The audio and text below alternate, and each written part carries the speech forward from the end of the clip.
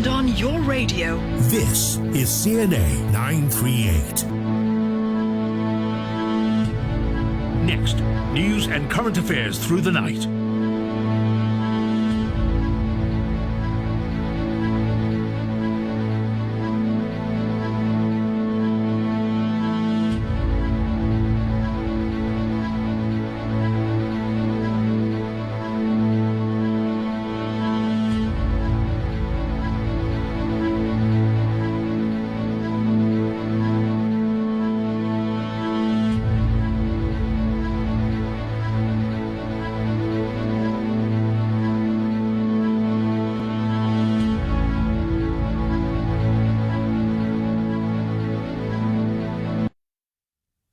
This is Singapore Tonight. Good evening, I'm Bo Kok in tonight's top stories.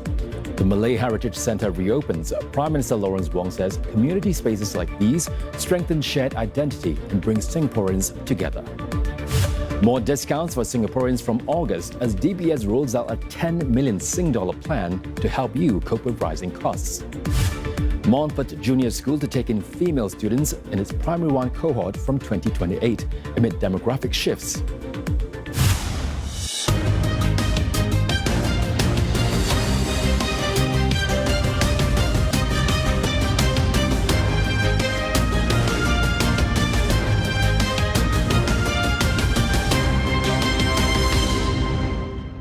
Prime Minister Lawrence Wong says places like the Malay Heritage Centre and Kampong Glam can become spaces of shared meaning for all Singaporeans.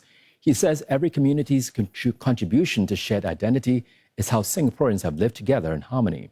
PM Wong says the government will continue supporting efforts to keep cultural precincts vibrant and alive. He was speaking at the reopening of the revamped Malay Heritage Centre. Muhammad Bahajat tells us more. A new narrative that draws the links between the region and Singapore. The revamped Malay Heritage Centre reflects its expanded role as an anchor of both its Kampong Glam neighbourhood and the community in Singapore. At its launch, Prime Minister Lawrence Wong says what the community has today is a Singaporean Malay culture. It draws from the richness of the wider Malay world, its traditions, customs and beliefs which have been passed down from our region to our nation and across generations. But importantly, it is shaped and defined by our shared experiences as Singaporeans. Over the last 60 years, we have journeyed together as one people, regardless of race, language or religion, to build our nation and to make Singapore our home. New multimedia installations create immersive ways to explore how identity is informed by the past and how it can take people forward.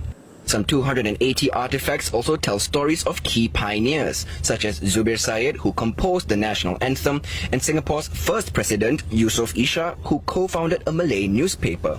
There is also a stronger spotlight on Malay women and their contributions to education, literature, and the arts. In their own ways, each of them helped to shape modern Singapore. These are stories we must continue to tell because they remind us that nation building is not the work of a few. It is the work of every citizen across generations. PM Wong encourages the centre to collaborate across communities and make it a space precious to all Singaporeans. From royal residence to cultural landmark, the compound of the Malay Heritage Centre has its roots as a gathering place for leaders, traders and pilgrims. Experts say the site has the potential to recover pieces of knowledge and celebrate innovation. Muhammad Bahajat once more. The centre where I'm at is more than just a museum. The Malay Heritage Centre sits on ground once occupied by Malay royalty at the heart of historic Kampong Glam. Long before this became a heritage institution, this was the Istana Kampong Glam. It was part of a larger royal compound, or Kota Raja, linked to Sultan Hussein Shah in the early colonial years. The first palace was built in 1819, with its third rendition constructed in 1890, setting the foundation for today's building.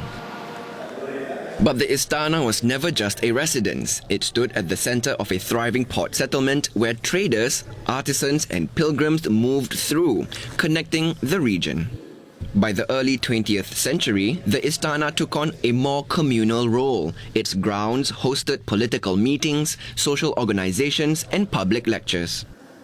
We must remember that in the early 20th century, there was a movement towards questioning of the situation of colonial rule among the colonized.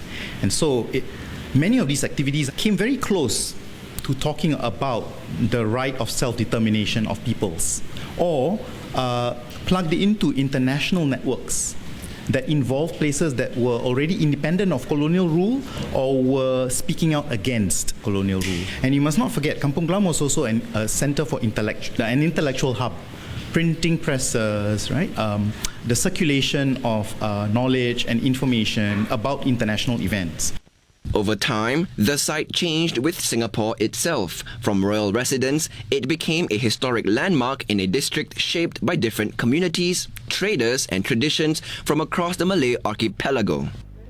In 2005, the building took on a new role, opening as the Malay Heritage Centre to showcase the history, culture, and contributions of the Malay community in Singapore.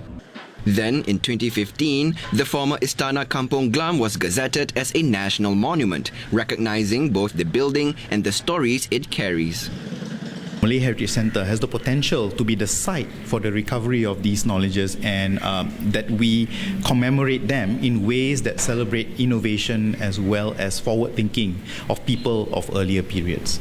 The centre later closed for restoration and a revamp. The aim is not only to conserve the historic building, but also to refresh the exhibitions and expand the narrative for new generations. This is because the site tells a bigger story of Malay heritage, of Kampong Glam, and of how Singapore remembers the communities that helped and will continue to shape it. For the first time, Singaporeans embarking on religious pilgrimage in Saudi Arabia will depart and return on coordinated flights. 900 pilgrims will travel on 3 direct flights to and from Saudi Arabia. Authorities say this is to better manage their movements and for more efficient operations. Acting Minister in charge of Muslim Affairs, Associate Professor Muhammad Faisal Ibrahim, will also lead the delegation to Makkah and Medina. At a pre-departure session, he acknowledged pilgrims' anxieties given developments in the Middle East, but says close coordination with partners in Saudi Arabia has ensured early arrangements for Singapore pilgrims. They continue to monitor situations very closely and review the preparation carefully to strengthen coordination and put in place additional measures and contingency plans. A strong system has also been established to look after your health, safety, and well-being throughout the pilgrimage. And still to come on Singapore Tonight, more savings for your daily spend starting August.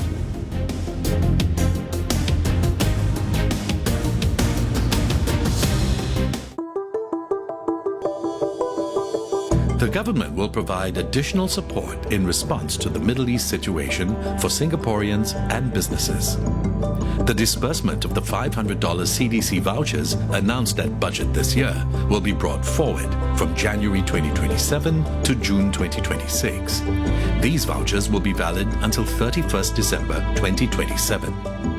The Budget 2026 cost of living special payment will be increased by $200 to a total of $400 to $600 for all eligible Singaporeans. Eligible platform workers and private hire and taxi drivers affected by higher petrol prices will receive $200 in cash from end April. Support will also be enhanced for businesses. The government will provide temporary assistance to co-fund cost increases for essential transport services, such as those for school students, seniors, and persons with disabilities, so that they can operate without disruption. To help businesses manage cash flow, the corporate income tax rebate announced at Budget 2026 will be increased to 50%. The minimum benefit and benefits cap will also be raised for eligible companies. These companies will receive the enhanced support from end April this year. The energy efficiency grant will be expanded to all sectors and extended to 31st March 2028 so that more businesses can benefit from the adoption of energy efficient equipment. What Singaporeans can count on is a government that is well prepared, builds sufficient buffers, anticipates problems, and thus